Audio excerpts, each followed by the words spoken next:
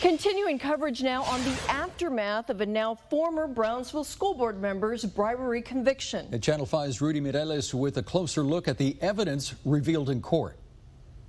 Over the course of her trial, new details were revealed on schemes involving former BISD trustee Sylvia Atkinson and other local elected officials. Last night, one of those officials was sworn in after being re-elected. Her win came the day after being named by federal prosecutors in court. To the best of my ability. Preserve, protect, and defend. Preserve, protect, and defend. The Constitution. The Constitution. And laws of the United States. And laws of the United States. And of this state. And of this state. So help me God. So help me God. Congratulations. Thank you. On Tuesday, Adela Garza was sworn in for a third term as a trustee at TSC, a position that comes with no pay according to Texas Education Code.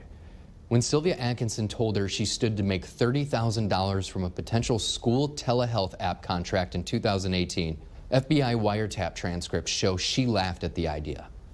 Edward Bustos, a business manager for local doctors, testified Atkinson had approached him about the app.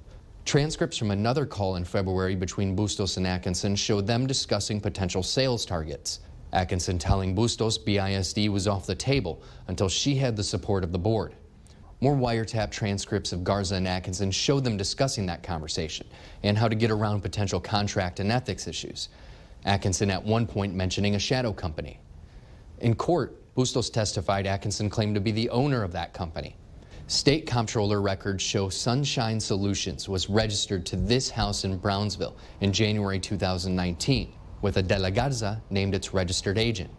Bustos testified his clients ended up not going into business with Atkinson and Garza. But federal prosecutors said Atkinson and Garza had another similar scheme already in the works. Yvette Ramos, an employee for an educational company called iTutor, testified she held 2 sales meetings at BISD in April 2018, saying Atkinson and Garza were working together to get school districts to purchase the company's remote learning product. Wiretap transcripts show Atkinson used her influence as a trustee to get then Assistant Superintendent Berta Peña to hold a meeting with Ramos. Ramos testified she told Atkinson she'd need to stay away from the meeting because she'd be paid commissions if BISD made the purchase. Prosecutors said transcripts from a previous conversation between Atkinson and Garza confirmed her knowledge of violating ethics rules, telling Garza she'd have to be the face of the company.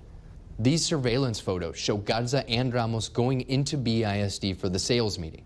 Peña testified the school ultimately decided against buying the software due to a lack of funds, adding if Atkinson had told her she stood to make money from a deal, she would have told Atkinson it was wrong.